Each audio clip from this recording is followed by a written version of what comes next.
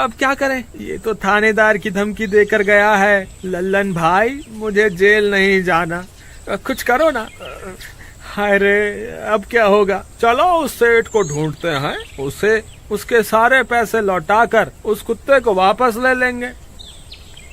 वे दोनों उस सेठ की तलाश में निकल पड़ते हैं, लेकिन बहुत देर तक ढूंढने पर भी उन्हें वह सेठ नहीं मिलता।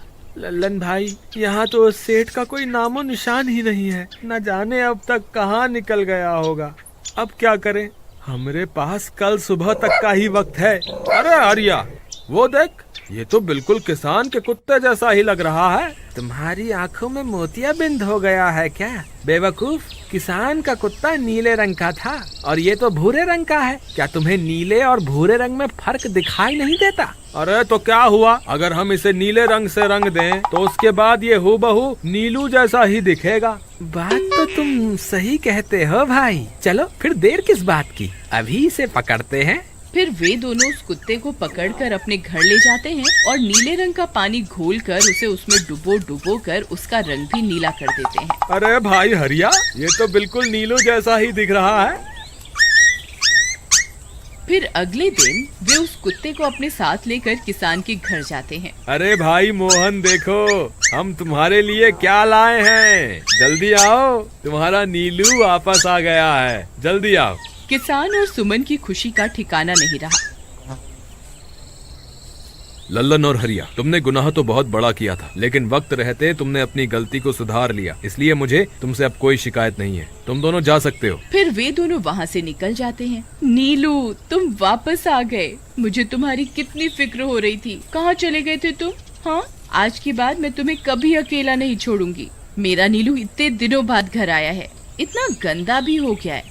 चलो अब हम नहाई करेंगे।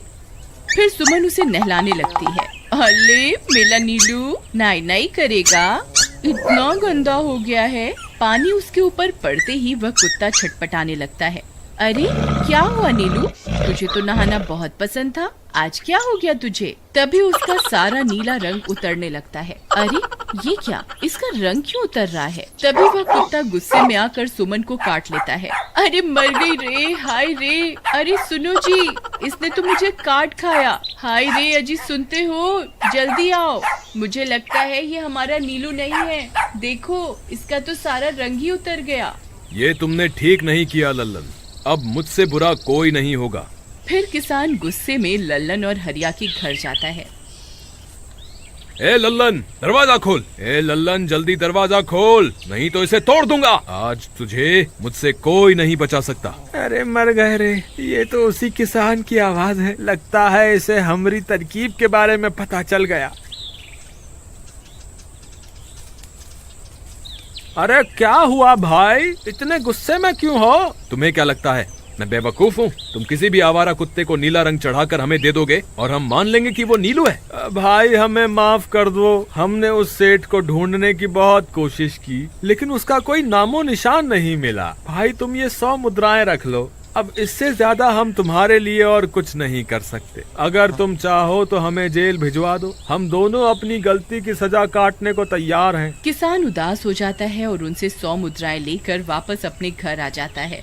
मुझे माफ कर दो सुमन, मैं तुम्हारे नीलू को नहीं ढूंढ पाया। ये लो, ये 100 मुद्राएं हैं। नीलू को बेचने पर उन्हें इतने पैसे मिले थे जो उन्होंने मुझे दे दिए हैं। उन्हें अपनी गलती का बहुत पछतावा है, लेकिन अब कुछ नहीं हो सकता। नहीं, मेरा नीलू जरूर वापस आएगा। हम एक काम करते हैं, कल सुबह इन 100 मुद्राओं का भोजन खरीदकर गरीबों में बांट देंगे। क्या पता उनकी दी हुई दुआओं से हमारा नीलू वापस आ जाए। अगले दिन सुबह होने पर वे दोनों उन पैसों से गरीबों में भोजन बांट देते हैं और वापस अपने घर की ओर चल देते हैं। तभी उन्हें कुछ आवाजें सुनाई देती हैं।